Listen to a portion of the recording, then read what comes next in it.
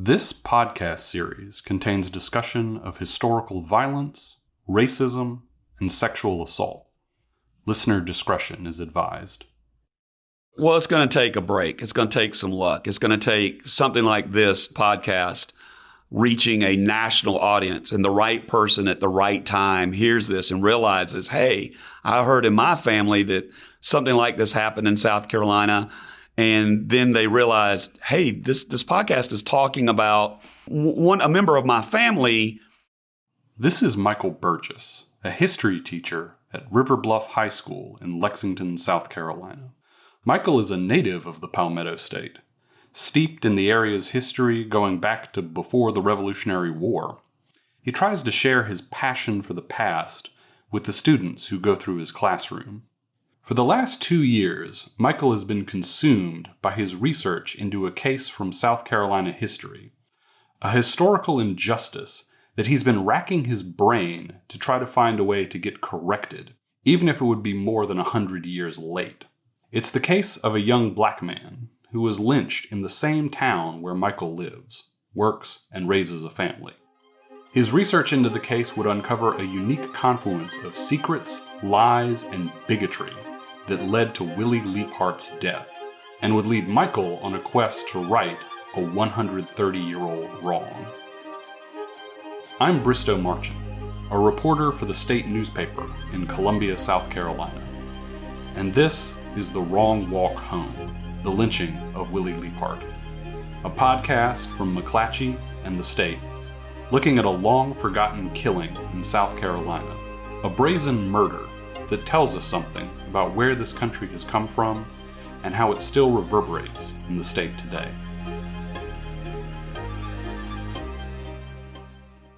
Michael's research began a couple of years ago while he was taking students on a history hike to view historical sites in Lexington.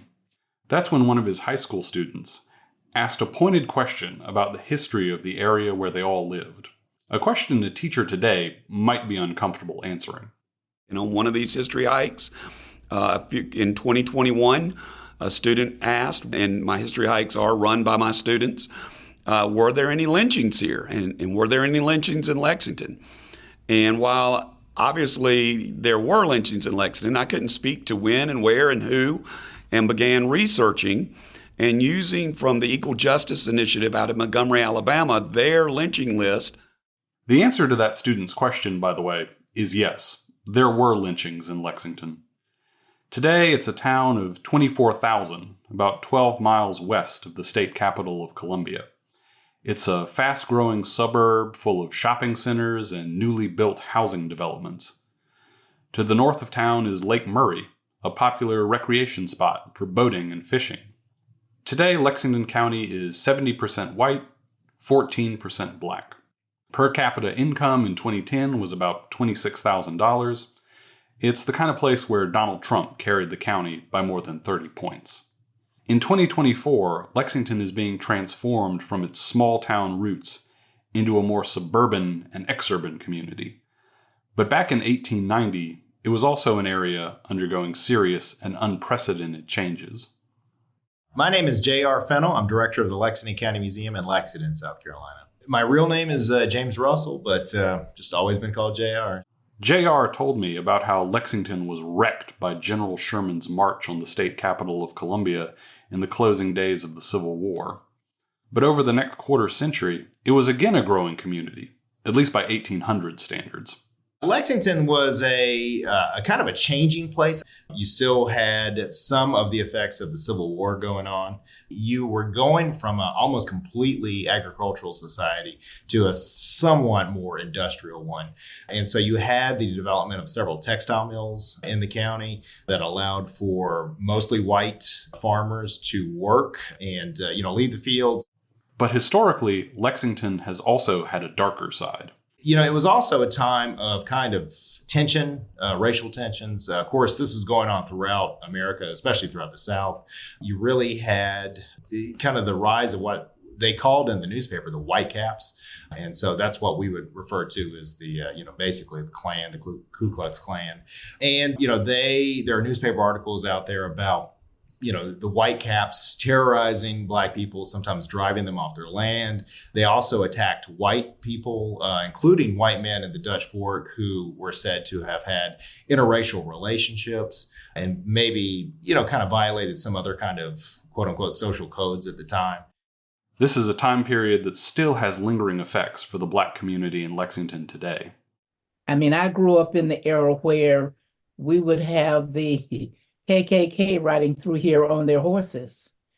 And the word would be out, they're coming through. So you had to cut out all the lights. This is Constance Fleming, a longtime resident of an African-American neighborhood in Lexington that residents call the Hill, describing what it was like to grow up Black in South Carolina 70 years ago. I remember vividly getting down on the floor and my grandmother putting her hand over me to make sure that I was safe and that hopefully those horses would keep going and not stop. So Lexington has gone through a lot. From 1877 to 1950, Lexington County also witnessed 8 lynchings of African Americans. These were murders, often committed by large groups of people in an organized, planned effort. Black people could be killed if they were accused of committing a crime against a white person, without ever seeing the inside of a courtroom or a jail cell. Or they could be killed if they simply violated the social norms that governed the Jim Crow South. In many of the more than 4,000 lynchings nationwide documented by the Equal Justice Initiative, we have very few details of what happened, or about the people who were murdered. But one story Michael Burgess found while doing his research stood out. The very first lynching they document for Lexington County was the 1890 lynching of Willie Leaphart. They didn't have much more information than that, but once I started looking into it to provide an answer to my student tour guides, a wealth of information popped up. Numerous newspaper articles from 1890 covering what his arrest for the charge he was indicted for, to his trial. It's a story about an accusation of a serious crime, about a seemingly innocent teenager charged with actions his attorney said aren't physically possible, about a legal system that didn't protect the rights of Black defendants, allegations of a scandalous cover-up, and finally, a violent murder by a vigilante mob inside the county jail. It's a dramatic story about a dark period in American history, the unsteady transition from slavery to a new kind of multiracial society that has echoes of news headlines today.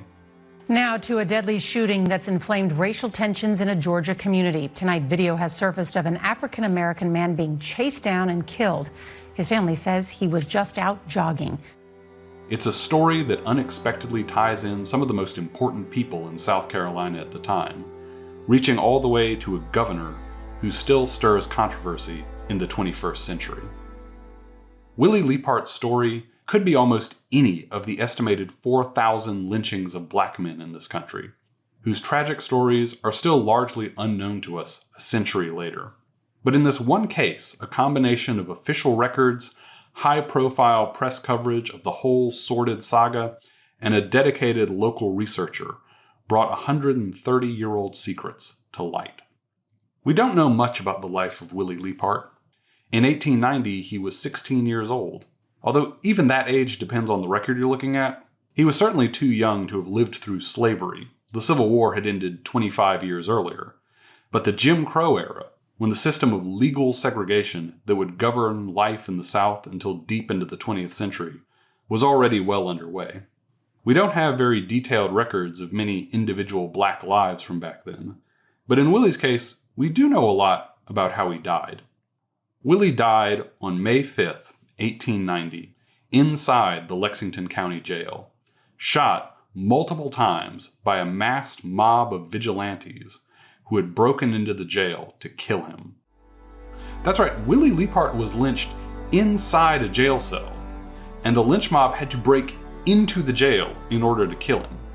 Willie was there because he had already been brought to trial and convicted of breaking into one of Lexington's finest homes and sexually assaulting a young white woman. He was sentenced to death and was awaiting the date of his execution. But his killers were worried that wouldn't happen fast enough, and maybe, thanks to other developments which we'll get to later, that it might not happen at all. In South Carolina in the 1890s, a black man accused of something like what Willie Leaphart was accused of was as good as dead. But before he was lynched, something unusual happened. Willie Leaphart actually went through the legal system the way it was supposed to work. He was arrested, he was tried, he was convicted, and then his attorney launched his own investigation in preparation for an appeal. That means we know more about Willie's case than we do about most lynchings from this era. There are police reports, court records, legal appeals, first-person statements, and enough contemporaneous newspaper reporting to make Willie's case seem like the trial of the century, with enough twists and turns to keep 19th century readers coming back for the next installment. If Willie's court-sanctioned death sentence had actually been carried out, one paper noted at the time that he would have been the first black person charged with such a crime who has ever been legally executed in South Carolina. Constance Fleming didn't remember hearing the details of Willie's story growing up in Lexington more than a half-century later, but she knew enough to know that something very bad had happened in her community. The main thing was, I say, don't ask, don't tell, or they just didn't discuss it much because they knew, this neighborhood knew that something was done improperly. Constance's daughter, Ebony Bowers, grew up knowing even less about Willie and what happened to him. She first heard about Willie in one of the least likely venues you might have imagined. I became aware of it when I did the ghost tour of Lexington during Halloween time about, I guess about 5 or 6 years ago is when I became aware of it. Really? Before then, I hadn't heard anything about it. Can you kind of elaborate on that and what that was like and what that felt like to hear that for the first time? Yes, I had a friend of mine that wanted to go on a ghost tour. I'm not into ghost anything. So she talked me into it and I said, okay, I'll go. The Lexington County Museum offers a ghost tour of the town of Lexington, and they take them to different spots where historical events took place.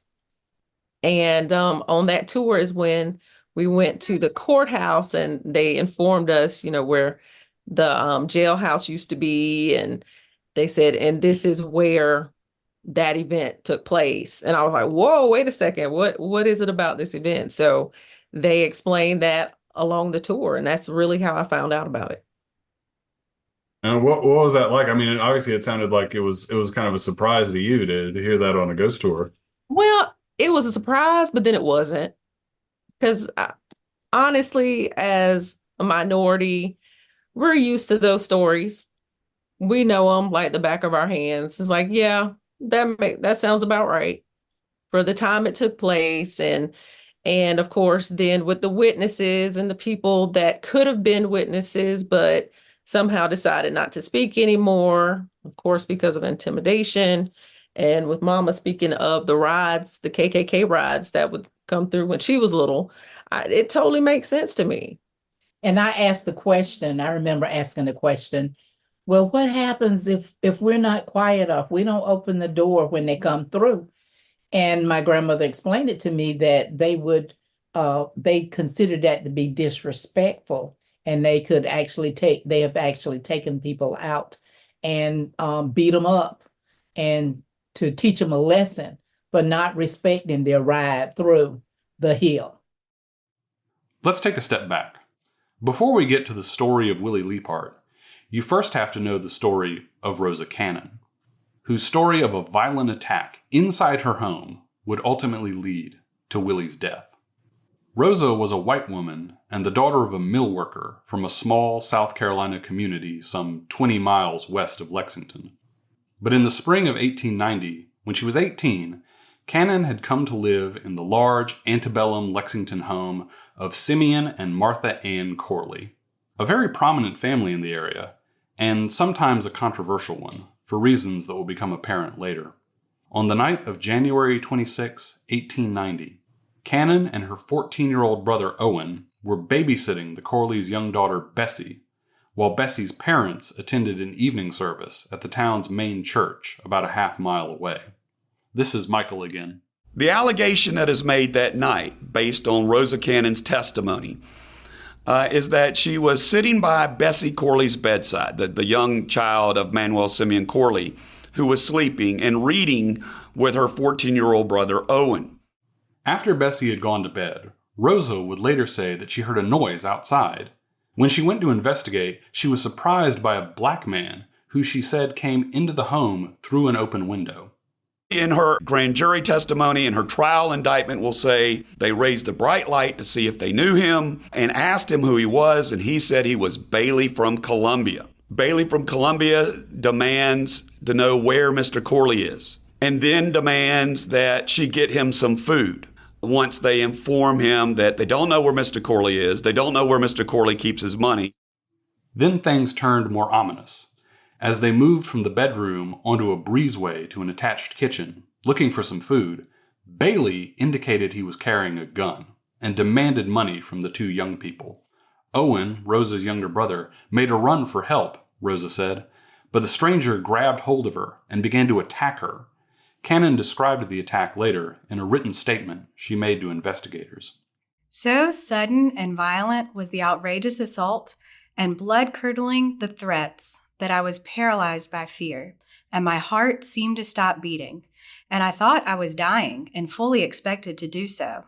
Screaming was of no avail because it seemed that every man in the whole neighborhood was gone a mile away to church. That's about as explicit as Rosa's description gets, in the only statement that's come down to us in her own words.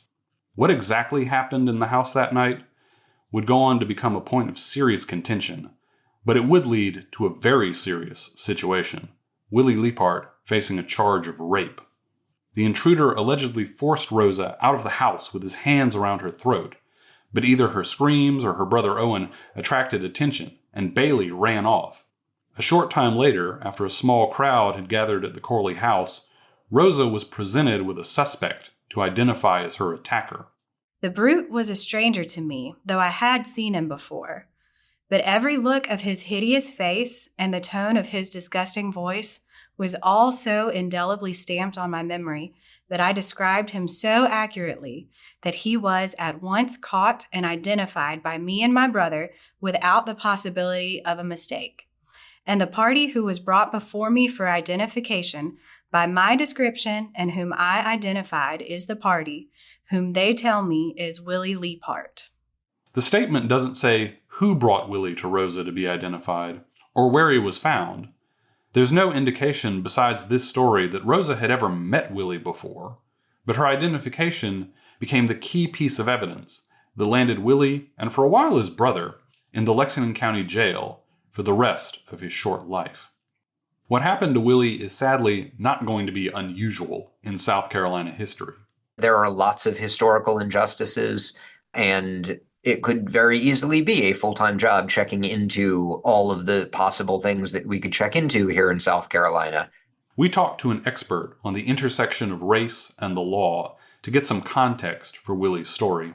My name is Seth Stoughton. I'm a law professor at the Joseph F. Rice School of Law at the University of South Carolina. I'm also the faculty director of the Excellence in Policing and Public Safety program here. From his research, Stoughton knows how violence was often directed against African Americans during the unsettled period after the Civil War. Formerly enslaved blacks were now claiming equal rights, when a lot of white people were eager to turn the clock back by whatever means necessary. When you dive into that worldview, it explains a little bit more why they were so comfortable using violence against competing businesses, as well as individuals like Willie, who they suspected of doing some wrong to usually a white woman, right? And it really comes down to this idea of social equality. And if it was a white man transgressing against a white woman, well, that's the kind of thing that laws are designed to address. And the white perpetrator and the white victim in that case share a level of social equality, right? There's a level of parity between them. Blacks, at least in the white supremacist worldview, did not have, and I suppose in modern times do not have, in the white supremacist worldview, do not have that level of social equality. So for a Black man to open a business competing with whites, or more applicable to this case, for a Black man to purportedly assault a white woman, was not just viewed as an assault against the individual victim, the way that it would be if a white man had done it. It was really viewed as an assault against whites themselves, right? Against all of whitedom.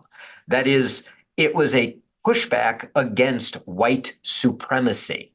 And when I say white supremacy there, I don't mean like white supremacists like the KKK. I mean the baked-in idea that whites are inherently superior. Well, if whites are inherently superior, then surely it's even more of an offense for someone who is so socially inferior to inflict some kind of harm, economic or physical, on their social superiors. At the same time as Willie was arrested, jail records show his brother Edward was also booked into the county jail. He would be held there for almost a month until February 20th, the day before Willie's trial. Rosa indicated in her statement that she believed her attacker was alerted by an accomplice that other people were approaching, and even identifies him as a younger brother. So she must have also identified Willie's brother the night of the attack as well. After his release, Edward drops out of the historical record, which sadly is not that unusual. While we know how Willie Leaphart died, we don't know that much about how he lived. We do know he's 16 years old. He does appear on the 1880 census. It seems that his mother died after he was born, because she's on the 1870 census, but not on the 1880 census.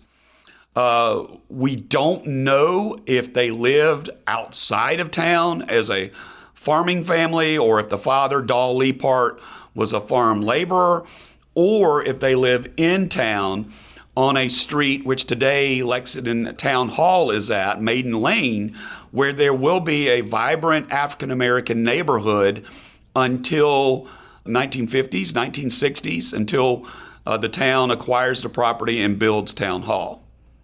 As best we can tell, his father will stay in Lexington, Don Leaphart, and his father will actually be in 1910 in what is at that time called the Lexington County Poorhouse.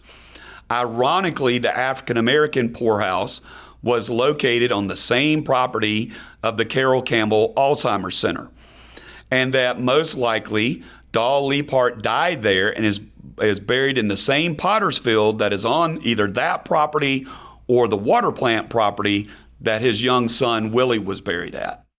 But Michael believes there are surviving relatives of Willie out there somewhere, and that they can help clear his name, if it's possible to find them.